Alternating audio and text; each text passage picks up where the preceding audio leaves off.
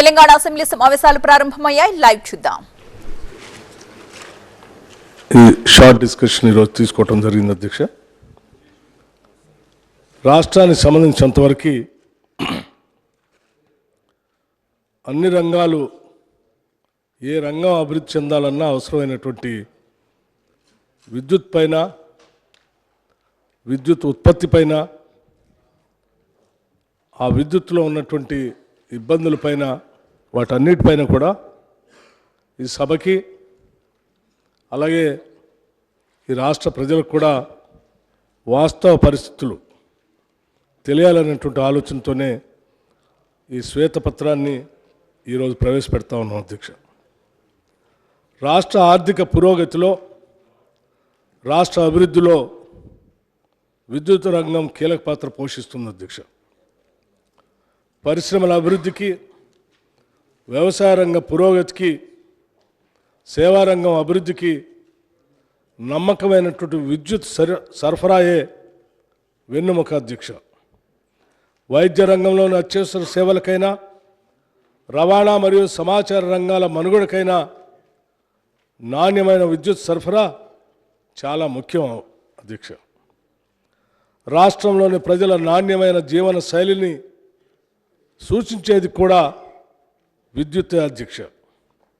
మొత్తంగా చూస్తే ఆర్థిక పరంగా, నిర్వహణ పరంగా విద్యుత్ రంగం పరిపుష్టంగా ఉండటం రాష్ట్ర మనుగడకి చాలా అవసరం అధ్యక్ష.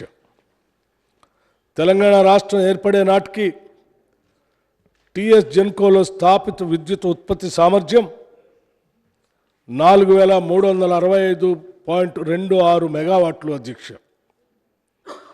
రాష్ట్రం ఏర్పాటు కన్నా చాలా ముందుగానే ఆనాటి నాయకులు ముందు చూపుతో తెలంగాణలో 2960 మెగావాట్ల విద్యుత్ ఉత్పత్తి కేంద్రాలకు అవసరమైన ప్రణాళికలు, పనులు అప్పటి నాయకత్వం ఆలోచన చేసి ఏర్పాటు చేసి ప్రారంభించింది కూడా అధ్యక్ష.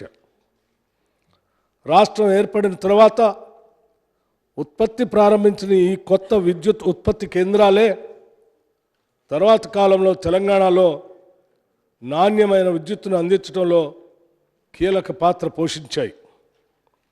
ముఖ్యంగా రాష్ట్ర పునర్వ్యవస్థీకరణ చట్టం రూపకల్పన సమయంలోనే తెలంగాణ విద్యుత్ అవసరాలను దృష్టిలో పెట్టుకొని ఇక్కడ స్థాపిత విద్యుత్ ఉత్పత్తి సామర్థ్యానికి అదనంగా 1800 మెగావాట్లు విద్యుత్ వచ్చే విధంగా కూడా అప్పటి నాయకత్వం, యూపీఏ ప్రభుత్వం శ్రీమతి సోనియా గాంధీ గారి నాయకత్వంలో ప్రత్యేక నిబంధనలు చట్టంలో రూపొందించడం జరిగింది అధ్యక్ష.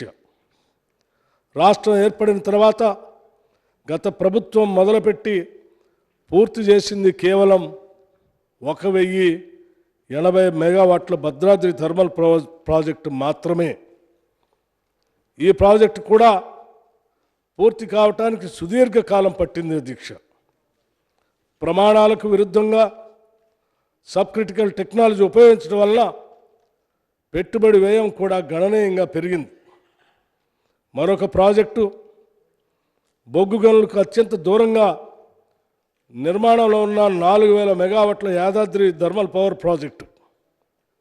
ఈ ప్రాజెక్టు వ్యయంలో కేవలం బొగ్గు సరఫరా అదనపు వ్యయమే సంవత్సరానికి 800 కోట్లు అధ్యక్ష.